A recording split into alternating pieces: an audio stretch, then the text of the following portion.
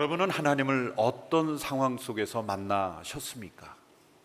대부분의 성도들은 인격적인 그 살아계신 하나님을 인격적으로 만난 그때는 평안할 때가 아니라 불안할 때였습니다.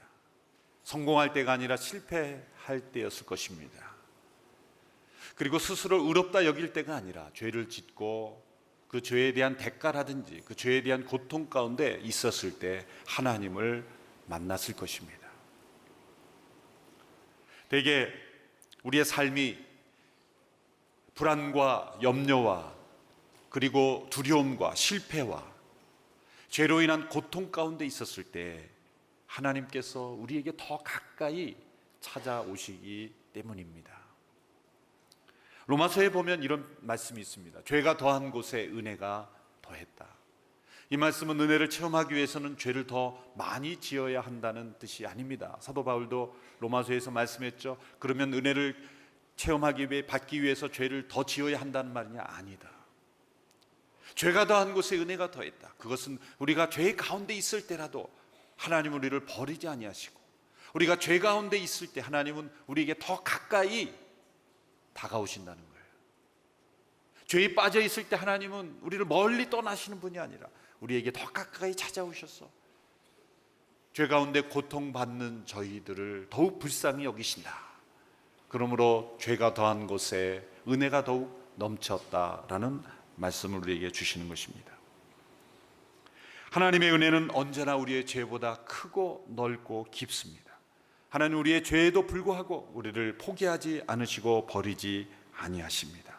그리고 끊임없이 찾아오시고 우리에게 더 가까이 다가오신다는 것입니다. 오늘 우리가 함께 읽은 이 본문 가운데 야곱이 하나님을 대면하여 만납니다. 예전에 경험하지 못했던 그 하나님을 개인적으로 생생하게 하나님을 만나는 것입니다. 이 야곱이 하나님을 만난 때는 그가 그의 집이 있었던 브엘세바라는 곳에서 하란이라는 지역까지 여행할 때였습니다. 견문을 넓히기 위한 여행이 아니라 도피하는 도망자의 여행이었던 것입니다.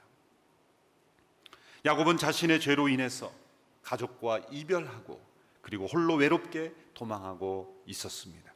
그는 원하는 장자권과 아버지의 축복은 얻어냈지만 원치 않는 그런 도망자의 생활을 할 수밖에 없었던 것입니다. 우리가 죄 가운데 내가 원하는 것만 이루어가는 사람은 언젠가는 내가 원치 않는 대가를 치르는 인생을 살 수밖에 없는 것입니다. 하나님은 바로 이때 야곱을 찾아오셨습니다. 야곱이 자신의 인생에서 처음 겪는 불안과 두려움 그리고 자신이 범한 죄로 인한 대가를 치르고 있던 그때에 도망자의 인생을 살고 있는 바로 그때에 하나님은 야곱에게 더 가까이 찾아오신 것입니다.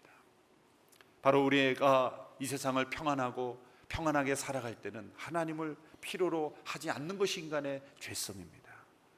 그러나 우리가 불안과 두려움과 염려 가운데 있을 때 그리고 죄로 말미암는 그러한 고통 가운데 있을 때 우리에게 더 가까이 찾아오시는 하나님을 우리가 만나게 되는 것입니다.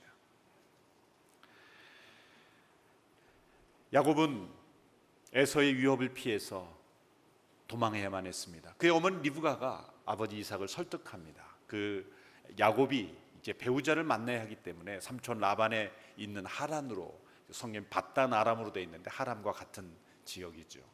그 지역으로 떠나보낸 것입니다. 약 800km 정도가 되는, 하란은 이 가나안 땅의 북쪽에 있죠. 브엘세바는 남쪽입니다. 혼자서 여행하기에는 먼 거리입니다. 이 거리는 아브라함과 그의 가족들이 갈대아 우르를 떠나 하란에 머물렀다가 하란에서 출발해서 내려온 루트죠. 내려온 길입니다. 그의 할아버지 아브라함과 가족들이 북쪽에서 내려온 길을 이 야곱은 다시 거슬러 올라가는 여행을 해야만 했던 것입니다. 약 2, 3일 정도 간 거리, 약 100km 정도 간 거리에 이르렀을 때 그가 지치고 힘들어서 잠이 들게 되었습니다. 바로 그때에 하나님께서 야곱을 찾아오신 것입니다. 돌을 베개 삼아 차가운 돌 위에 그가 잠들었을 때 그의 육신이 지쳐서 잠이 들 수밖에 없는 그런 상황 속에서 하나님이 그 야곱을 찾아오신 것입니다. 하나님이 야곱이 깨어 있을 때 찾아오시지 않고 그가 잠들었을 때에 찾아오셨다는 것이 중요합니다. 왜? 야곱이 잠이 들었을 때 하나님이 그 야곱을 찾아오셨을까요? 야곱은 꾀가 많은 사람입니다. 생각이 많은 사람입니다. 무엇이든지 그냥 하는 법이 없습니다. 치밀하게 생각이 복잡한 사람입니다. 만일 야곱이 그가 깨어 있을 때 하나님이 그를 찾아오셔서 말씀하셨다면 자신의 생각과 경험으로 하나님의 음성을 듣지 못했을 가능성이 높습니다. 하나님은 야곱이 지쳐서 잠이 들었을 때, 여러분 잠이 들면 우리는 수동적이 됩니다. 아무리 힘센 장사를 할지라도 피곤에 지치면 수동적이 되는 거죠. 그래서 이 잠자는 것은 굉장히 중요한 믿음의 표현인 것입니다. 자기의 인생을 자기의 뜻대로 자기 생각이 많고 자기가 해보려는 사람은 잠자는데 좀 힘들 수 있어요. 잠은 믿음의 표현입니다. 잠잘 때 우리는 내가 더 일하지 않아도 하나님이 일하신다는 것을 고백하는 거예요. 하나님께 맡기는 겁니다. 하나님께 맡기는 겁니다. 창세기 1장에 보면 하나님이 천지를 창조하실 때 첫째 날, 둘째 날, 셋째 날을 표현할 때 이렇게 표현했습니다. 저녁이 되며 아침이 되니. 우리는 하루를 어떻게 계산합니까? 아침이 되고 저녁이 되니. 아침부터 저녁을 하루로 계산합니다. 그런데 창세기의 시간관, 히브리 사람들의 시간관은 저녁부터 아침까지가 하루입니다. 지금도 유대인들은 유월절이나 절기를 할 때 저녁부터, 안식일 저녁부터, 금요일 저녁부터 그 다음날 저녁 먹기 전까지를 하루로 계산한 거죠. 왜 하루가 저녁부터 시작할까요? 저녁에는 우리가 쉬어야 되는 때입니다. 잠을 자야 되는 때입니다. 우리가 일을 와야 되는 때인 겁니다. 우리가 일을 놓고 내 생각을 내려놓고 하나님께서 나의 인생을 주관하시고 하나님께서 이 세상을 주관하신다는 것을 믿음으로 내어드리는 것이 저녁인 것입니다. 우리는 우리의 인생의 시작을 내가 시작합니다. 불신앙의 행동이죠.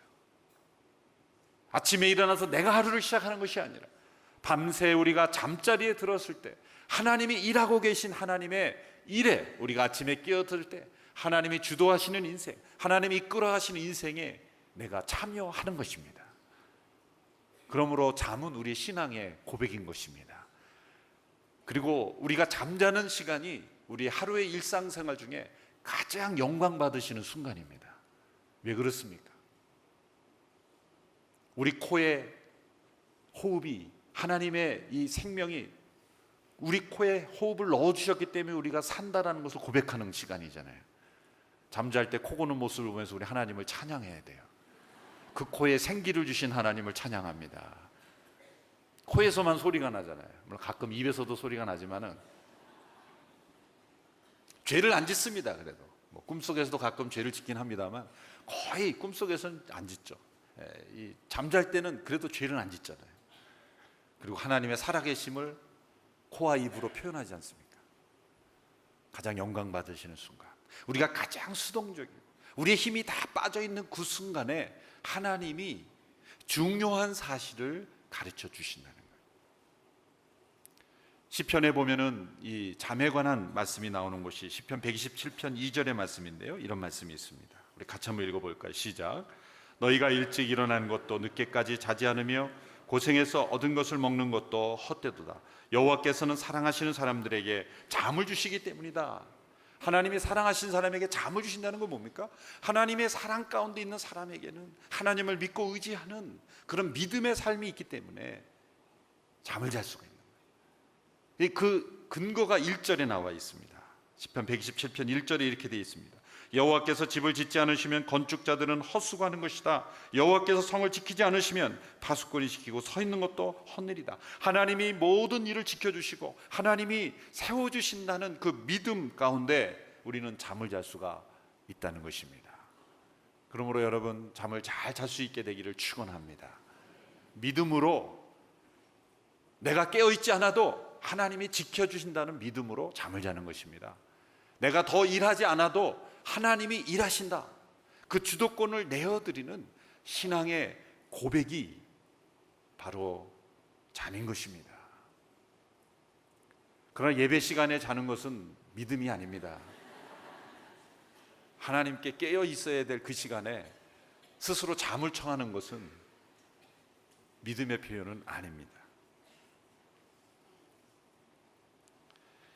시편 3편 5절 6절에도 동일한 고백이 있습니다. 내가 누워 잠들었다 깨어나는 것은 여호와께서 나를 붙드시는 것이니 하나님이 나를 붙들어 주시기 때문에 내가 누워 자고 깨어 일어난다. 하나님이 주도하시는 시간, 우리의 모든 생각과 힘을 내려놓고 하나님이 우리를 만지실 수 있는 시간이 바로 우리가 잠자는 시간이에요. 자고 일어나면 얼마나 우리가 회복이 됩니까? 아무리 영양을 잘 공급하고 맛있는 거를 또 좋은 음식을 많이 먹고 운동을 열심히 해도 잠을 안 자면 건강은 무너지는 거죠. 하나님이 주시는 이 잠, 이 우리를 회복시키는, 그러니까 하나님이 일하시는 시간이 바로 우리가 잠자는 때예요. 야곱이 잠들어 있을 때 하나님이 그를 만나시는 이유가 바로 거기에 있어요. 우리 모든 힘과 지식과 경험과 모든 에너지가 다 빠져 있을 때 하나님이 그를 찾아오셔서 야곱을 만나 주신 것입니다. 그래서 이 잠자는 때에 특별히 하나님은 꿈을 통해서 정말 우리의 정신 세계, 우리의 영적 세계의 신비한 통로가 바로 이 꿈이죠. 대개 심리학자들은 이 꿈을 말할 때 과거의 것이 되살아나는 것, 그리고 그가 이루고 싶었던 어떤 것을 이루는 것, 그리고 그의 무의식 속에 있었던 것이 드러나는 것으로 그렇게 설명을 하죠. 그래서 꿈에 대한 것을 유명한 프로이드라는 철학자는 꿈을 가리켜 그날의 찌꺼기다, 그날의 나머지다, 이루지 못한 것, 과거의 어떤 자기의 무의식 속에 원했던 것들이 표출되는 것이다. 상당히 일리 있는 것이고 대부분의 꿈이 그렇습니다. 그런데 성경에 나타난 꿈은 전혀 다른 영역을 보여주고 있습니다. 그래서 과거의 일만이 아니라 미래의 일을 계시하시는 하나님의 방법으로 사용됐다는 거예요. 무의식의 세계뿐만 아니라 초자연적인 세계, 내 안에 있는 무의식의 세계를 표출하는 것뿐만 아니라, 그것이 없다는 것이 아니라 그것도 있지만 나의 세계를 벗어난 초월적인, 초자연적인 세계의 일들을 하나님이 말씀하시는 통로로 꿈을 사용하실 수 있다는 거예요. 과거의 일이 아니라 미래의 일, 무의식의 세계뿐만 아니라 초자연적인 하나님의 세계를 가르쳐 주시는 통로로 꿈을 사용하셨습니다. 그래서 성경에 보면 인간이 받아들이기 정말 어려운 일들, 그런 일들을 말씀하실 때 하나님 꿈으로 말씀하시죠. 요셉과 마리아에게 메시아가 그 처녀의 몸에서 잉태된다는 소식을 가르쳐 주셨을 때 아마 깨어 있을 때 그 말씀하셨으면 받아들이기 어려웠을 거예요. 하나님은 바로에게, 그리고 그 바벨론 왕에게 많은 곳곳에서 꿈을 통해서 인간의 지혜와 생각으로는 만들어낼 수 없는 하나님의 신비한 일들을 가르쳐 주실 때 하나님은 꿈을 통해 말씀해 주신 것입니다. 야곱은 지금까지 한 번도 개인적으로 하나님을 만난 적이 없어요. 아브라함과 이삭의 하나님이셨지만 야곱의 하나님으로, 그가 나의 하나님으로는 고백하지 않았다는 거예요. 하나님은 우리의 하나님이시지만 나의 하나님이시기도 해야 하는 것입니다. 부모님의 하나님이시기도 하지만 나의 하나님이기도 해야 하는 것이죠. 야곱은 한 번도 하나님을 개인적으로 대면하여 체험한 적이 없어요. 부모님의 믿음을 빌려서 사용하는 그런 믿음이었습니다. 이 시간에 있는 모든 성도들이 조상의 믿음을 빌려서 믿는 믿음이 아니라 나의 믿음이 될 수 있게 되기를 축원합니다. 내가 만난 하나님에 대한 간증이 있게 되기를 축원합니다. 바로 야곱이 그러한 믿음의 체험을 하는 시간이 바로 오늘 본문의 내용입니다. 하나님은 꿈속에서 야곱에게 나타나셨습니다. 12절의 말씀 우리 같이 읽겠습니다. 시작. 그가 꿈에 보니 사닥다리 하나가 땅에 서 있는데 그 꼭대기가 하늘까지 다 있었습니다. 그리고 하나님의 천사가 그 위에서 오르락내리락 하고 있었습니다. 야곱이 본 꿈속에서는 하늘과 땅을 연결하는 사닥다리가 있었고 그 사닥다리에 천사들이 오르락내리락 서로 교통하고 있었다는 거예요. 하늘과 땅의 엄청난 그 간격이, 그 고리, 사닥다리를 통해서 연결되는 환상을 보여주었다는 것입니다. 사실 이 환상이 무엇인지는 우리가 구약만으로는 도저히 해석할 수가 없습니다. 이 사닥다리가 무엇을 의미하는지, 단지 하늘과 땅에 연결될 수 있다, 초자연적인 사건으로 이 도저히 연결할 수 없는 하늘과 땅의 엄청난 간격이 연결될 수 있다는 것만 우리는 알 수 있을 뿐입니다. 그런데 예수님께서 요한복음 1장에서 이 사건을 해석해 주십니다. 이 환상을 해석해 주십니다. 요한복음 1장 51절의 말씀 우리 같이 한번 읽겠습니다. 시작. 그리고 예수께서 덧붙여 말씀하셨습니다. 내가 진실로 진실로 너희에게 말한다. 너희는 하늘이 열리고 하나님의 전사들이 인자 위에서 오르락 내리락 하는 것을 보게 될 것이다. 야곱이 본 환상 가운 이 꿈에서 본 사닥다리를 예수님이 인용하시면서 자신을 추구하시는 겁니다. 이 사닥다리가 바로 예수 그리스도라는 거예요. 하늘과 땅을 연결하는 이 사닥다리가 바로 나 자신이다. 하늘과 땅을 연결하는, 땅에 있는 인간들이 하늘에 오를 수 있도록, 그리고 하늘에 계신 하나님이 인간들과 교통할 수 있도록 하늘과 땅을 연결하고 하나님과 인간 사이를 중보하시는 분이 바로 예수 그리스도라는 거예요. 놀라운 사실을 예수님께서 해석해 주신 거죠.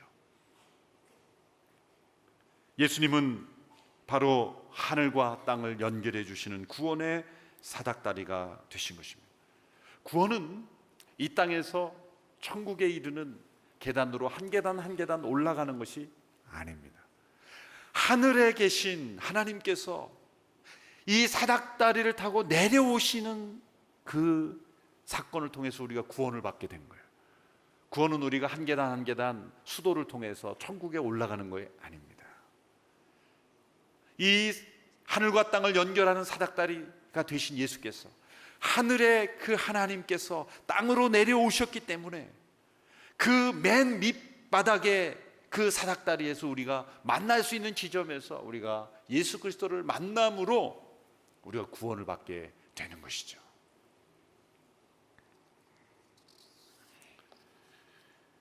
하나님은 이 사닥다리의 맨 위에 계셨습니다. 오늘 본문에 보면 하나님이 그 사닥다리 맨 위에 계십니다. 그런데 예수님이 만약 사닥다리 맨 위에서 우리를 초청하셨다면 우리에게 희망이 없을 거예요. 예수님은 그 사닥다리에 내려오셔서 제일 밑에 계단에서 우리를 초청하시는 거예요. 수고하고 무거운 짐진 자들아 다 내게로 오라. 말씀의 육신이 되어 우리 가운데 내려오신 예수님이기에 우리가 만날 수가 있는 거예요. 그렇기 때문에 우리가 구원받을 수가 있게 된 것입니다. 그러나 인간들은 바벨탑을 쌓습니다. 우리가 사닥다리를 만들어서 이 땅에서부터 하늘까지 올라가 보려고 바벨탑을 쌓습니다. 그러나 어떤 인간의 힘으로도 하늘에까지 닿을 수 있는 바벨탑은 만들 수가 없는 것입니다. 인간의 힘으로는 하늘에 닿을 수가 없는 것입니다. 온전히 하나님께서 내려주신 사닥다리, 하늘과 땅을 연결할 수 있는 이 사닥다리만이 우리를 하늘로 인도할 수가 있는 것입니다. 예수님이 바로 구원의 사닥다리요, 하늘과 땅을 연결하는 구원의 사다리가 되어 주신 것입니다. 내가 길이요 진리요 생명이니 나로 말미암지 않고는 아버지께로 올 자가 없느니라. 우리의 진정한 구원의 사닥다리 되신 예수 그리스도를 찬양하십시오. 그분을 붙잡으십시오. 하늘과 땅을 오르락내리락 하시며 하늘과 땅을 연결해 주시고 교통하시는 그 예수 그리스도와 연합돼서만이 우리는 하나님의 자녀가 되고 그 하늘과 땅을 연결하는 축복을 살게 됩니다. 이 땅에서 천국을 살게 되는 거예요. 그리고 천국을 이 땅에서 우리가 누릴 수 있게 되는 것이죠. 바로 그 환상을, 그 꿈 속에서 그 모습을 보았어요. 그래서 사닥다리 맨 위에 계신 하나님께서 야곱에게 이렇게 말씀하십니다. 이제 야곱이 들었던 말씀이죠. 13절에서 15절의 말씀입니다. 우리 같이 한 목소리로 읽겠습니다. 시작. 그리고 여호와께서 그 위에 서서 말씀하셨습니다. 나는 여호와 곧 내 조상 아브라함의 하나님 이삭의 하나님이다. 내가 누운 땅을 내가 너와 내 자손들에게 주겠다. 내 자손이 땅의 티끌과 같이 돼서 동서남북으로 퍼지게 될 것이다. 너와 내 자손을 통해 이 땅의 모든 족속들이 복을 받게 될 것이다. 내가 너와 함께 있을 것이며 내가 어디로 가든지 너를 지켜주겠다. 그리고 너를 이 땅으로 다시 데리고 오겠다. 내가 내게 약속한 것을 다 이룰 때까지 너를 떠나지 않겠다. 하나님은 아브라함에게 지금까지 주셨던 그 약속의 말씀, 그리고 그의 아버지 이삭에게 주신 그 약속의 말씀을 동일하게 반복해 주시는 것입니다. 이삭이 잘나서가 아닙니다. 이삭이 거룩해서가 아닙니다. 야곱이 거룩해서가 아닙니다. 야곱은 지금 죄를 짓고 도망 가운데 있습니다. 불안한 가운데 있습니다. 어쩌면 자신의 잘못을 인정하지도 않고 있습니다.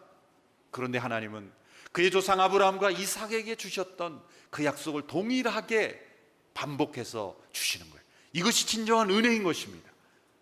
하나님의 은혜는 우리의 죄보다 크지 않다는 거예요. 하나님께서 이 약속을 그 야곱에게 주신 것은 야곱이 잘나서도 아니요, 거룩한 삶을 살아서도 아니요, 하나님의 뜻대로 순종해서도 아닌 것입니다. 어쩌면 거룩하지 못한 상태, 죄 가운데 있는 상태, 그 가정이 깨어지는 그 죄 가운데 있는 상태, 불안과 두려움에 있는 그런 상태에 있을지라도 하나님은 내가 너를 버리지 아니한다. 너희 조상과 함께 하셨던 그 하나님의 약속이, 그 야곱과 함께 하시는 약속이 있다라는 것을 보여주는 거예요. 이것이 말로 얼마나 놀라운 은혜입니까? 바로 이러한 원리 기초에서 저희 장로교에서는 유아 세례를 주는 거예요. 유아 세례는 하나님의 약속의 근거에서 주는 거예요. 아브라함과 이삭과 함께 하신 하나님, 그의 자손이 어떠한 인생을 지금 사느냐와 상관없이 하나님의 약속은 신실하시다는 것을 보여주는 거예요. 그 유아 세례는 굉장히 중요한 신앙의 고백인 것입니다. 유아 세례야말로, 그래서 어떤 사람들은 자신의 신앙의 고백이 없는데 어떻게 유아에게 세례를 주는가? 침례교도들은 도저히 받아들일 수 없다는 거예요. 그렇다면 야곱이 하나님의 축복의 언약의 말씀을 받아들이는 걸 이해할 수가 없는 거죠. 이 무조건적인 하나님의 사랑, 무조건적인 선택, 이 무조건적인 하나님의 함께 하심을 어떻게 이해할 수가 있겠습니까? 지금 야곱이 신앙 고백을 했기 때문에 이 약속을 주신 것입니까? 아니죠. 우리의 신앙의 고백보다 더 앞서는 그 하나님의 사랑과 은총의 약속, 믿음의 자손에서 태어나는 자들에게 그 부모의 그와 함께 하시는 그 하나님의 약속을 동일하게 약속을 지키시는 하나님이라는 것, 이것이야말로 은혜입니다. 이것이야말로 하나님의 놀라운 은총인 것입니다.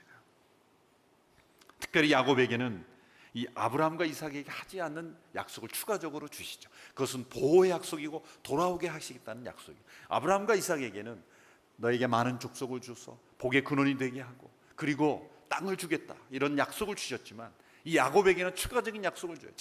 지금 야곱에게 필요한 약속, 다시 되돌아온다는 약속, 그리고 이 모든 위험한 여정에서 보호해 주신다는 약속이 추가적으로 주셨다는 거예요. 하나님의 은혜는 언제나 맞춤 은혜입니다. 맞춤 은혜. 그 한 사람 한 사람에게 가장 필요한 그 은혜를 베풀어 주신 하나님을 믿으시기 바랍니다. 하나님은 지금 나에게 필요한, 우리 조상에게 함께 하셨던 그 하나님이 오늘 나의 세대, 우리 자녀들에게 꼭 필요한 은혜를 덧붙여 주시는 하나님을 믿으시기를 바랍니다. 이 야곱은 이 약속의 말씀과 더불어 꿈에서 깨어납니다. 약속은 꿈에서 주어졌지만, 하나님은 꿈에서 만났지만, 야곱은 잠에서 깨어 현실로 돌아왔지만 그 꿈 가운데 있었던 하나님 체험이 그대로 그의 현실에서도 이루어지는 것입니다. 진정 하나님을 만난 꿈이라는 증거가 여기서 나타나는 거죠. 야곱은 꿈에서 주어진 이 하나님의 계시에 대해서 꿈에서 깨어나 하나님께 응답합니다. 이것이 바로 예배입니다. 예배란 무엇입니까? 하나님의 계시, 하나님의 나타나심에 대해서 우리가 응답하는 거예요. 응답하는 거예요. 영어로 표현한 revelation, 하나님의 계시에 대해서 response, 반응하는 거예요. R&R이라고 말할 수 있어요. 하나님의 나타나심에 대해서 야곱이 반응한 거예요. 야곱이 처음으로 개인적으로 아무도 보지 않는 그 상황 속에 하나님만을 의식하며 예배의 자리로 나아간 거예요. 그는 처음으로 자신의 눈으로 보이는 현실 세계보다 더 중요한 실제가 있다는 걸 보게 되는 거예요. 나의 세계가 아니라 하나님의 세계가 있다는 것을 그가 깨닫게 된 거예요. 그러면서 그는 이렇게 변화의 고백을 하게 됩니다. 하나님을 만난 야곱이 어떠한 고백을 했는지를 함께 살펴보십시오. 16절 17절의 말씀입니다. 우리 같이 한번 읽어보겠습니다. 시작. 야곱이 잠에서 깨어나 말했습니다. 참으로 이것은 여호와께서 계신 곳인데 내가 몰랐구나. 그리고 그는 두려워하며 말했습니다. 이 얼마나 두려운 곳인가. 이곳이 바로 하나님의 집이며 이곳이 하늘의 문이구나. 첫째로 야곱은 하나님께서 어느 곳에나 계시는 것임을 깨달았다는 거예요. 참으로 이곳이 하나님이 계시는구나. 그런데 내가 알지 못했구나. 그렇다면 야곱이 지금까지 어떻게 생각했다는 거예요? 하나님이 어떤 일정한 장소에만 국한되어 계시다는 것이라고 생각했다는 거예요. 어쩌면 자신이 집, 그리고 부모님이 예배하는 장소, 그곳에만 하나님이 계시다라고 생각했다는 거예요. 바로 이곳에, 내가 누워있는 이 땅에, 이 황량한 광야 들판에 하나님이 계시다는 것, 이곳에도 하나님이 계시다는 것을 야곱이 처음으로 깨달았다는 거예요. 우리는 야곱을 보고 이제야 그걸 깨달았나 그렇게 생각할지 모르지만 의외로 수많은 성도들이 하나님을 예배당 안에 가둡니다. 하나님은 예배당 안에는 계시지만 내가 사는 집에는 계시지 않는다고 생각합니다.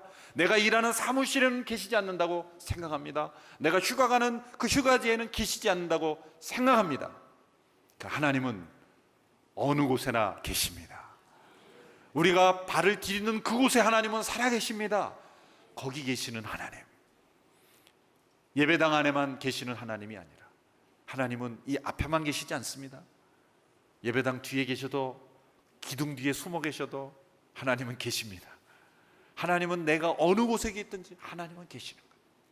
시편 139편에 이런 고백을 한 시편 기자의 고백이 있습니다.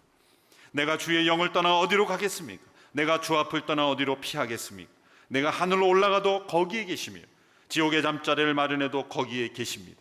내가 새벽 날개를 타고 바다 저 끝에 내려앉더라도 어디에서든 주의 손이 나를 인도하시며 주의 오른손으로 나를 꼭 붙으실 것입니다. 여러분, 어디에나 계시는 하나님, 내가 서 있는 바로 그곳에 하나님이 계시다는 것을 믿음으로 사시기를 바랍니다. 둘째로 야곱은 어떤 하나님을 체험했습니까? 야곱은 하나님께서 자신과 아주 가까이 계시다는 것을 알게 되었습니다. 어느 곳에나 계시는 하나님일 뿐만 아니라 언제나 함께 하시는 하나님이라는 것을 체험했습니다. 하나님께서는 야곱에게 말씀하셨습니다. 내가 너와 함께 있어. 내가 어디로 가든지 너를 지키며 너를 이끌며 이 땅으로 돌아오게 할지라. 야곱이 돌베개를 베고 잠을 잘 때 하나님은 어디 계셨습니까? 함께 돌베개를 베고 계셨던 것입니다. 야곱이 광야를 걸을 때 하나님은 어디 계셨습니까? 함께 걷고 계셨던 것입니다. 여러분이 병원에 입원할 때 하나님은 어디 계십니까? 하나님도 함께 입원해 계신 것입니다. 여러분이 휴가 갈 때 하나님 어디 계십니까? 바로 그 함께 휴가 가시는 것입니다. 대개 우리는 예배 드리고 나서 하나님이 함께 집으로 가시려면 하나님 예배당 안에 계시죠. 우리 집은 우리끼리 알게 살겠습니다. 어떤 교회를 가보면 예배 드릴 때 하나님이 함께 하시는데 예배 끝나고 회의에 들어가면 하나님 잠깐 나가 계시죠. 우리끼리 회의 좀 하겠습니다. 혹시 그러진 않는지, 하나님은 언제 어디서나 계시면서 동시에 언제나 우리와 함께 하시는 하나님이십니다. 모래 위의 발자국이라는 그런 유명한 시를 아시죠? 메어리 스티븐슨이라는 분이 쓴 아름다운 시입니다. 이 내용은 이렇습니다. 어떤 사람이 어느 날 밤 꿈을 꾸었는데 주님과 함께 해변을 걷는 꿈이었습니다. 자신의 인생의 장면들이 번쩍이며 비쳤습니다. 한 장면씩 지나갈 때마다 모래 위에 두 쌍의 발자국이 있었다는 거죠. 하나는 그의 것이고 또 하나는 주님의 것이었다는 것입니다. 인생의 마지막 장면이 비쳤을 때 그는 그 지금까지 지나온 모래 위의 발자국을 되돌아 보았습니다. 그런데 자신이 그 걸어온 길에 때로는 발자국이 한 쌍밖에 없는 때가 많았다는 것을 발견하게 됩니다. 바로 그때는 자신의 인생이 가장 슬프고 힘들었던, 어려웠던 시기였다는 것을 알게 됩니다. 그는 주님께 질문합니다.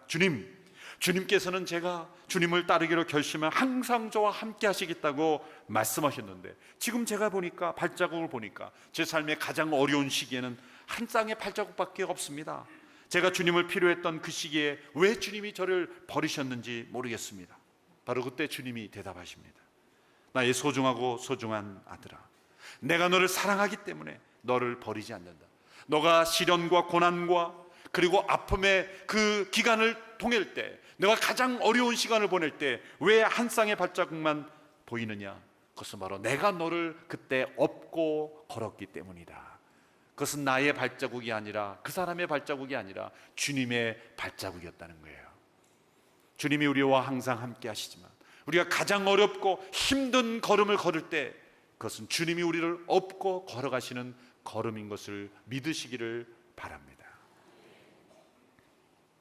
셋째로, 야곱은 이 꿈을 통해서 하나님은 자신의 약속을 이루실 수 있는 절대적인 능력이 있으신 분이라는 것을 알게 되었습니다. 그 증거가 바로 야곱이 서원 기도를 하게 되었다는 거예요.